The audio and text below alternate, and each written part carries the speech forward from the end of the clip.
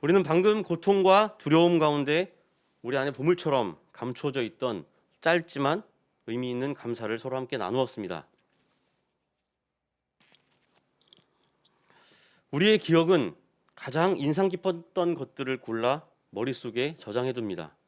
그래서 가끔 우리의 가슴속에 감추어져 있는 소중한 것들을 놓치기도 합니다.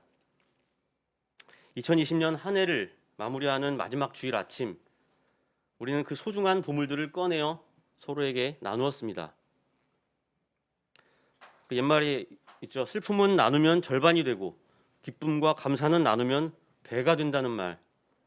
조금 식상하기도 하지만 지금 우리 들꽃향린 공동체에게 무엇보다도 소중한 기억 한 토막을 남겨주었을 거라고 믿습니다. 다가올 2021년 새해 함께 나눠서 60배 또 100배로 불어난 이 감사의 기쁨을 우리 모두 잊지 않기를 바랍니다. 그 작은 감사의 한 줄, 그 한 토막의 기억이 다가올 2021년, 여전히 지난 고통과 두려움의 끝을 모르고 우리의 삶을 짓누르고 있더라도 우리 들꽃향린 공동체 안에 싹을 틔워 커다란 기쁨과 희망의 나무가 될 것입니다. 그 나무 아래에서 우리의 고난하고 지친 몸과 마음이 다시 그리스도의 사랑과 은총으로 생기를 띠게 될 것입니다.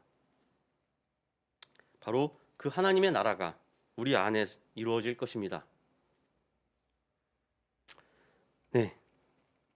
오늘 말씀을 나누기에 앞서서 제가 아주 오랜만에 노래 한 곡을 부르려고 합니다. 네. 오래간만은 아니죠, 사실. 매주 화면에서 혼자 북치고 북은 아니고 징치고 노래하고 찬송하고 하긴 했습니다만 아마도 제 예상으로는 우리 들꾸님들께서 언제나 이 예배를 드리실 때 함께 비대면 온라인 예배라고 하더라도 이 예배 찬송을 함께 열정적으로 부르시기 때문에 제 목소리가 잘 안 들렸을 거라고 생각이 됩니다. 그렇죠? 네.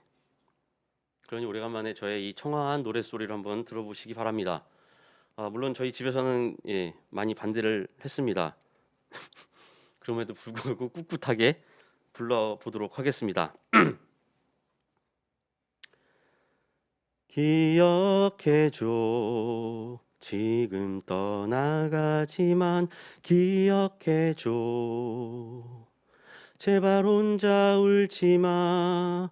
몸은 저 멀리 있어도 내 마음은 이렇게 매일 밤마다 와서 조용히 노래해줄게. 기억해줘. 내가 어디에 있든 기억해줘. 슬픈 기타 소리 따라 우린 함께 한다는 걸 언제까지나 널 다시 안을 때까지 기억해줘.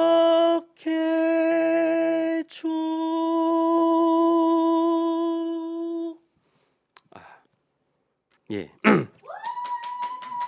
평상시와 좀 다른 분위기로 노래를 불러봤습니다. 여러분 이 노래 아시나요? 아시는 분들은 아실 거고 특히 이제 집에 아이들이 있으신 분들은 많이 아실 텐데 이 노래는 2018년 1월 개봉했던 애니메이션 영화 코코의 주제가입니다. 당시 저는 아이들과 극장에서 함께 보다가 이 노래를 듣고 마지막에 눈물을 엄청 쏟았던 기억이 납니다. 지금 거의 2년이 지난 지금에도 제가 이렇게 노래를 가사도 안 틀리고 잘 부를 수 있었던 이유는 제 아이들이 이 애니메이션을 너무 좋아해서 극장에서 보고 온 후에도 거의 1년여 동안 수십 번을 보고 또 보고 했기 때문에 저도 옆에서 보다가 이렇게 다 외워버리게 됐습니다. 그리고 이 노래를 너무 좋아해서 아이들이 대략 한 6개월에서 1년 정도 제 기억으로는 밤마다 자장가로 아이들에게 불려줬던 그런 노래이기도 합니다. 근데 아침이고 또 이제 예배 찬양하느라고 좀 목이 많이 목을 많이 사용해서 그런지 평상시 했던 것보다는 좀 그렇게 잘하지 못한 것 같습니다. 네, 어쨌든 이 노래 기억해줘 이것은 이 극 중에서 아주 중요한 역할을 하는 그런 노래입니다. 바로 누군가에 의해서 빼앗기고 또 잊혀진 기억을 되찾게 해주는 그런 역할을 하기 때문입니다. 이 애니메이션의 제목 코코, 이 코코는 주인공인 미구엘이라고 하는 소년의 증조 할머니의 이름입니다. 그리고 이 노래를 만든 주인공은 바로 그 코코 할머니의 아빠, 그러니까 주인공인 미구엘의 어머니의 어머니의 어머니의 어머니의 남편인 것이죠. 제가 인터넷에 찾아봤더니 외현조 할아버지 정도 된다고 합니다. 예. 간단하게 이 애니메이션의 내용에 대해서 설명을 한번 드려보도록 하겠습니다. 이 주인공 미구엘의 집안은 대대로 신발을 만드는 간의 수공업을 가업으로 삼고 있는 그런 집이었습니다. 그리고 그 가업의 시작은 바로 그 미구엘의 외현조 할머니, 그러니까 미구엘의 할머니의 할머니가 됩니다. 이 미구엘의 외현조 할머니인 이멜다, 이름이 이멜다인데요. 이 할머니는 본래 음악을 아주 사랑하고 또 노래 실력도 아주 뛰어났습니다. 그리고 그녀의 남편 또한 노래를 아주 잘 만들고 연주하는 실력이 뛰어난 그런 뮤지션이었습니다.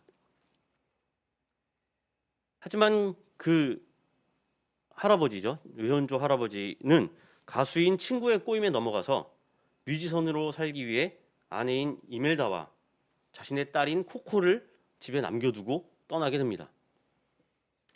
이렇듯 무책임하게 가정을 떠난 남편에 대한 원망과 미움으로 인해서 이멜다는 자신의 형제 자매뿐만 아니라 자신의 딸 코코에게까지도 음악을 일절 듣거나 연주하지 못하도록 하고 생계를 위해서 선택한 이 신발 만드는 일에만 열중을 합니다. 시간이 많이 흘러 이멜다의 신발 공장은 이 지역에서 가장 유명한 신발을 만들어내고 또 그럼으로써 사업도 아주 번창을 하게 됩니다. 그리고 그녀의 모든 가족과 또 후손들은 신발을 만드는 것을 가업으로 삼아서 함께 모여서 남부럽지 않게 살아갑니다. 하지만 그 이멜다, 그녀의 딸의 아들인 이 미구엘이 그 금기를 깨버리고 맙니다. 가족들 몰래 다락방에 TV와 기타를 숨겨두고 독학으로 음악 실력을 쌓아가면서 자신도 최고의 뮤지션이 되기를 꿈꾸었습니다. 그러던 미구엘은 멕시코의 가장 큰 명절인 망자의 날 축제 장기자랑에 참여하고 싶어 합니다. 하지만 할머니와 가족들의 극심한 반대에 부딪혀 자신이 손수 만든 기타를 잃게 되고 그럼으로써 망연자실하고 집을 나가게 됩니다. 그리고 몰래 당대 가장 멕시코의 유명한 가수인 에르네스토 데라 크루즈라고 하는 사람의 묘지에 걸려있는 기타를 훔치려고 합니다. 그 과정에서 이 소년 미구엘은 그 유명한 가수 데라 크루즈가 자신의 외현조 할아버지라는 사실을 알게 됩니다. 사람들의 이목을 피해 묘지 안으로 몰래 들어간 미구엘이 이 자신의 조상이라고 여긴 그 가수의 기타를 집어들고 현을 튕기는 순간 미구엘은 마법처럼 죽은 자와 산자 사이에 존재하게 됩니다. 그리고 자신의 실수로 인해 이승으로 건너오지 못한 이 외현조 할머니 이멜다가 있는 죽은 자들의 땅 저승으로 가게 됩니다. 하지만 저승에서의 시간이 길어지면 길어질수록 이 미구엘은 점점 이승의 몸을 잃고 죽은 자로 변하게 됩니다. 그래서 자신의 조상을 찾아서 그에게 축복을 받지 못하면 영영 이승으로 돌아오지 못하게 되는 것이죠. 그래서 자신의 외현조 할머니인 이멜다의 축복을 받기는 하지만 이멜다가 내세운 너는 앞으로 절대 음악을 하지 않겠다는 약속을 해라 라는 조건을 거부하고 다시 도망을 칩니다. 그리고 미구엘은 아무도 자신의 사진을 제단에 세워서 기억해주는 이가 없어서 저승을 헤매던 불황자인 헥터라는 사람을 만나서 함께 자신의 조상이라고 믿는 가수 이 데라크루즈를 찾아 축복을 받고 이승으로 돌아가기 위해서 모험을 떠납니다. 이 영화의 줄거리 상당히 복잡합니다. 그래서 이 줄거리를 모두 설명하면 시간이 너무 길어질 것 같네요. 그래서 이 애니메이션을 아직 보지 못하신 우리 교우님들께서는 나중에 한번 보시면 좋을 것 같습니다. 정말 감동적입니다. 음악도 아주 좋고요. 그래서 이제 중간의 줄거리는 훌쩍 뛰어넘겠습니다. 어쨌든 이 애니메이션 코코는 한 노래를 매개로 공유하는 한 가족의 기억에 관한 이야기입니다. 이 영화의 배경이 되는 멕시코, 그리고 그 멕시코 최대의 명절인 망자의 날 축제를 다루면서 이 영화는 죽은 자와 산자 사이를 이어주는 것이 바로 산자들의 기억이라는 점을 강조합니다. 실제 이 망자의 날 축제 때 멕시코인들은 지금도 여전히 집안에 제단을 만들어서 사진을 세워두고 그 죽은 망자들을 기억한다고 합니다. 그래서 이 산자가 죽은 자에 대한 기억을 갖고 있어야만 그 죽은 자는 저승에서 행복하게 살아갈 수 있는 거죠.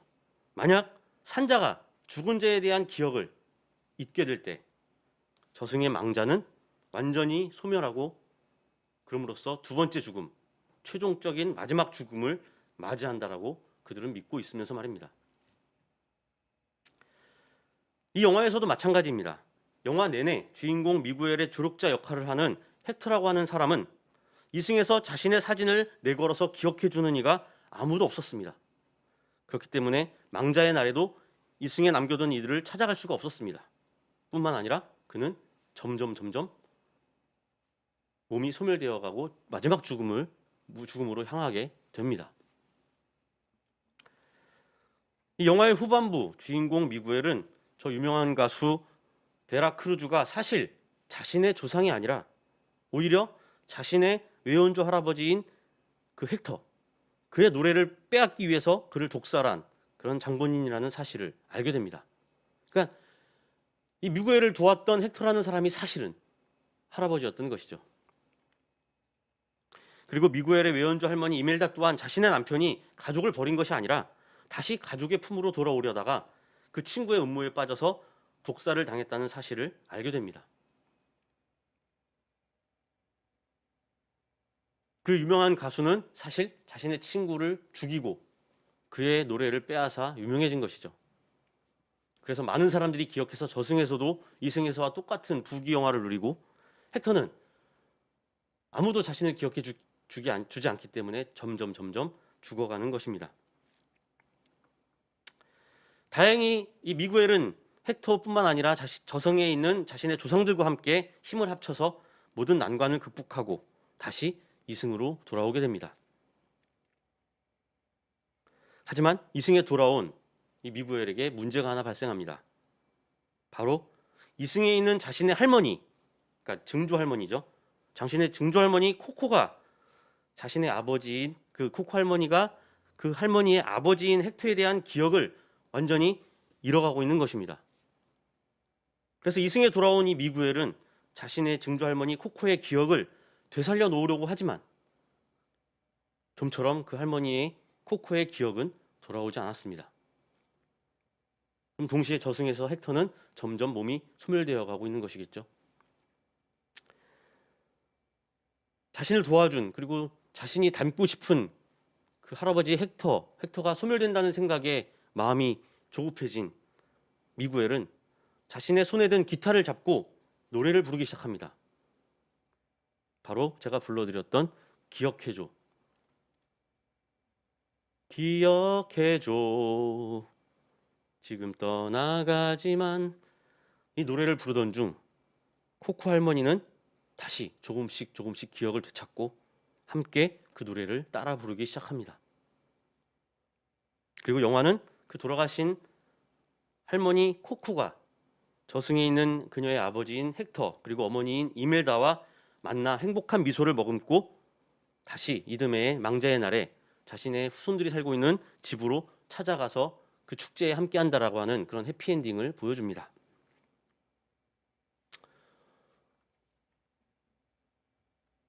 이 기억해줘라고 하는 노래는 사실 그 아버지인 헥터가 매일 밤 자신의 딸인 코코에게 불러줬던 노래였습니다.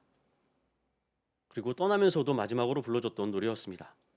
자신이 떠나지만 혹은 언젠간 떠날 수밖에 없지만 또 언젠간 죽음으로 헤어질 수밖에 없지만 기억해줘.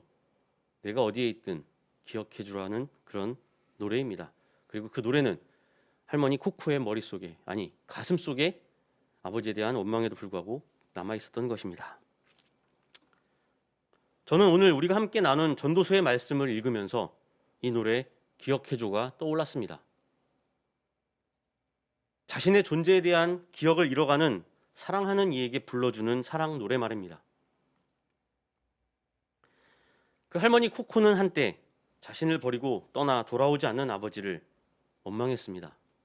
그 원망은 어쩌면 자신의 어머니인 이멜다의 그 원망보다도 더 지독했는지도 모릅니다.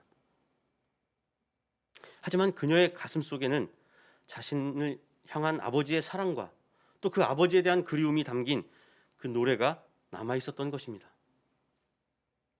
머릿속 기억은 지워져도 가슴 속에 깊이 남아있는, 오히려 그 깊은 상처만큼 그 아버지의 노래는 더 강렬하게 남아 있었던 것입니다. 그래서 그 노래를 듣는 순간 다시 아버지에 대한 사랑과 그리움이 새살 돋듯이 살아나는 것이죠. 야훼 하나님의 지혜를 전하는 자, 전도자는 오늘 자신의 책 머리에 이렇게 적습니다. 헛되고 헛되다. 헛되고 헛되다. 모든 것이 헛되다. 그는 왜 하나님의 지혜를 전하면서 이와 같은 말을 되풀이 할까요? 전도서 1장 8절에서 11절 말씀입니다. 만물이 다 지쳐 있음을 사람이 말로 다 나타낼 수 없다. 눈은 보아도 만족하지 않으며 귀는 들어도 차지 않는다. 이미 있던 것이 훗날에 다시 있을 것이며 이미 일어났던 일이 훗날에 다시 일어날 것이다. 이 세상에 새 것이란 없다. 보아라, 이것이 바로 새 것이다라고 말할 수 있는 것이 있는가? 그것은 이미 오래전부터 있었던 것, 우리보다 앞서 있던 것이다. 지나간 세대는 잊혀지고 앞으로 올 세대도 그 다음 세대가 기억해 주지 않을 것이다. 전도자의 이 고백은 너무도 절망적이고 슬프게 들립니다. 과거의 실수, 또 현재의 비극을 딛고 새로운 날을 열고자 노력하는 모든 이들에게 이 전도자의 선언은 얼핏 포기와 냉소의 염세주의를 설파하는 것처럼 들립니다. 어차피 시간이 지나면 모두가 잊혀질 것. 뭐하러 새로운 세상을 위해서 불의와 싸우고 정의를 실천할까? 어차피 세계와 역사는 과거의 끊임없는 반복일 뿐인데 뭐하러 번역과 변혁과 개혁을 위해서 헌신할까? 어차피 모두 잊혀질 기억인 것을 뭐하러 서로를 사랑하고 돕기 위해서 했을까? 어쩌면 이렇게 들릴 수도 있습니다. 오늘 전도자는 그러면서 현재의 삶에 충실하라고 말합니다. 심지어 오늘 본문의 바로 앞 11장 1절에서 2절에서는 무역을 통해서 이윤을 남기고 분산 투자를 하는 것이 현명하다라고까지 말합니다. 아주 염세주의적이면서도 동시에 아주 현실주의적입니다. 지금 자본주의 시대에 딱 맞는 그런 충고입니다. 뭐하러 과거에 매이고 미래를 준비하느냐? 오직 현재의 삶, 현실에 충실하고 현실의 쾌락을 위해서 최선을 다하라는 말처럼 들립니다. 이처럼 전도서에서 말하는 이 지혜는 저 옛날 스스로 지혜로운 자라고 자부했던 소피스트들이 설파했던 처세술과 그렇게 달라 보이지 않습니다.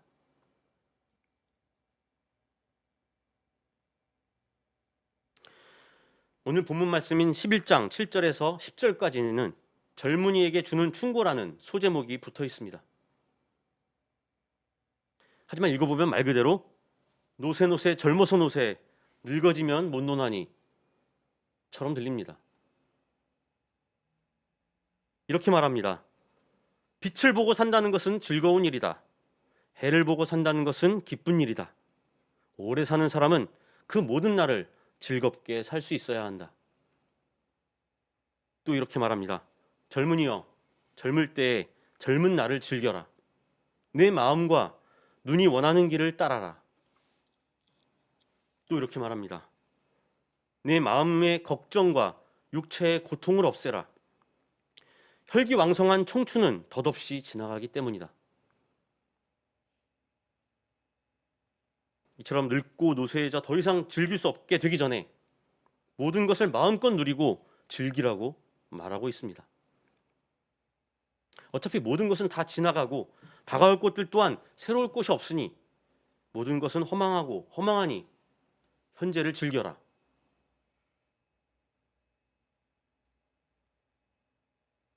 지금까지만 볼 때 우리가 그토록 진리로 붙잡고 있던 삶의 의미가 송두리째 흔들린 만큼 충격적인 그런 충고이며 선언입니다. 언제나 과거를 반성하고 올바른 방향의 미래를 계획하며 또 욕망을 억누르고 육체의 쾌락을 억제하며 정성스레 벽돌을 한층 한층 쌓아 올리듯이 현재를 바르게 옳게 살아야 한다는 우리들의 일반적인 생각과는 전혀 달라 보입니다.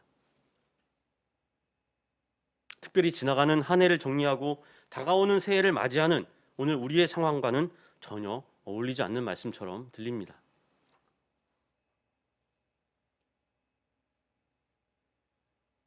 네, 그렇습니다. 우리가 머리로 계획하고 가슴으로 열망하며 몸으로 살아내고자 노력하는 그런 모습과는 전혀 다릅니다. 이는 어쩌면 우리가 머리로는 계획했지만 실천하지 못했고 또 가슴으로는 열망했지만 끝내 허무하게 타협했으며 또 우리가 몸으로 살아내고자 했지만 너무나도 힘에 겨워 주저앉아 버렸던 지금 우리의 모습과 똑같은지도 모르겠습니다. 어쩌면 이 전도자의 말처럼 우리의 삶은 과거의 미련과 실수, 그것의 끝없는 반복인지도 모릅니다. 그러니 그냥 그렇게 살아라 라고 포기의 말을 건넨 것인지도 모릅니다.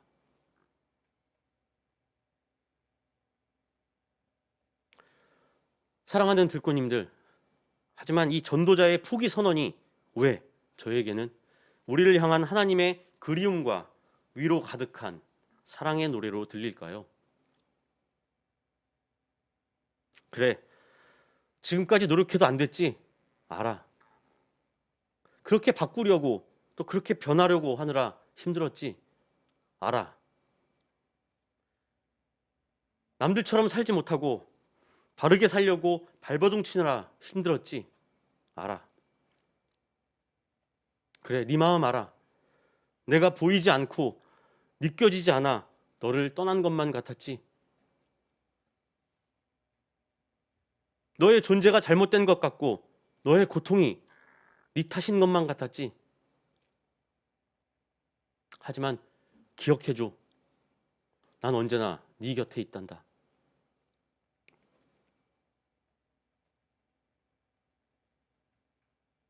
우리의 삶 앞에는 언제나 어두운 날들이 많을 것이기에 힘들 수밖에 없으리라는 하나님의 염려, 그리고 하나님께서 언제나 옳고 그름을 알려주시고 우리로 돌이키도록 도와주신다는 그 약속, 반복되는 과거와 허무한 미래 사이 지금 여기서 하나님이 우리에게 불러주시는 그 위로와 사랑의 노래는 그저 나를 기억해줘입니다. 기억해줘. 지금 떠나가지만 기억해줘. 제발 혼자 울지 마. 몸은 저 멀리 있어도 내 마음은 이렇게 매일 밤마다 와서 조용히 노래해 줄게. 기억해줘. 내가 어디에 있든 기억해줘. 슬픈 기타 소리 따라. 우린 함께 한다는 걸 언제까지나 널 다시 안을 때까지 기억해줘. 오늘 하나님께서는 당신의 지혜를 전하는 자의 입을 통해 이렇게 말씀하고 계십니다. 너를 만들고 너를 사랑하며 언제 어디서든 내 곁에 있는 나를 기억해줘. 우리는 지나간 한 해를 보낼 때마다 언제나 후회와 회한의 마음으로 가슴이 무거워집니다. 하지만 하나님께서는 우리를 이렇게 위로하고 계십니다. 그 과거에 어두웠던 기억은 너의 미래에서도 되풀이될 거야. 하지만 기억해. 그건 너의 잘못이 아니야. 너의 행동과 삶이 흔들릴 때 그것만 기억해. 내가 너의 곁에서 흔들리지 않도록 꼭 잡아줄게. 지금 마음의 걱정과 몸의 고통으로 힘들어도 이것만 기억해. 난 너를 창조하고 사랑하며 함께하는 너의 하나님이라는 사실을. 나는 너를 있는 그대로 창조한 하나님이란다. 나만 믿고 나를 기억하렴.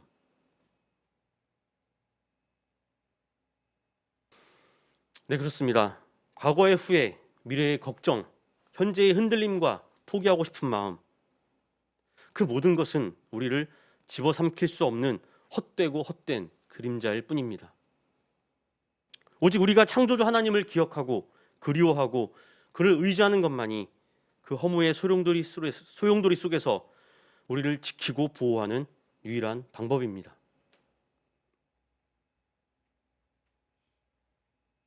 사랑하는 듣고님들, 우리는 지금 지나가는 2020년과 다가오는 2021년 사이에 서 있습니다.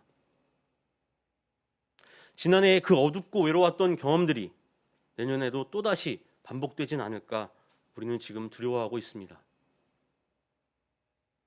다가올 새해를 맞이하며 아무것도 준비되지 못한 나와 우리의 모습을 보며 불안해하고 있습니다.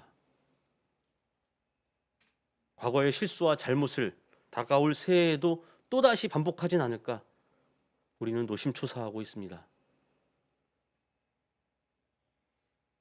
하지만 사랑하는 듣고님들, 걱정하지 마세요. 과거는 언제고 반복되기 마련입니다.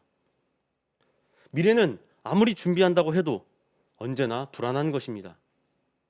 현재는 우리가 아무리 노력해도 언제나 우리를 배신하기 일쑤입니다. 그렇습니다. 오늘 전도자의 말처럼 모든 것은 헛되고 헛됩니다. 특별히 다가올 미래를 향한 우리의 불안과 염려는 헛되고 헛된 것입니다. 그러니 기억하십시오. 지금 눈에 보이지 않고 손에 잡히지 않아도 혹시 나를 완전히 떠나버린 건 아닌가 그런 의심이 들더라도 하나님을 기억하십시오. 우리가 어디에 있든 무엇을 하던 간에 하나님께서는 우리를 혼자 울도록 내버려 두시지 않습니다. 우리가 살아있는 지금, 산자로 살아가는 현재, 이 순간이 바로 창조주를 기억할 때입니다. 함께 침묵하겠습니다.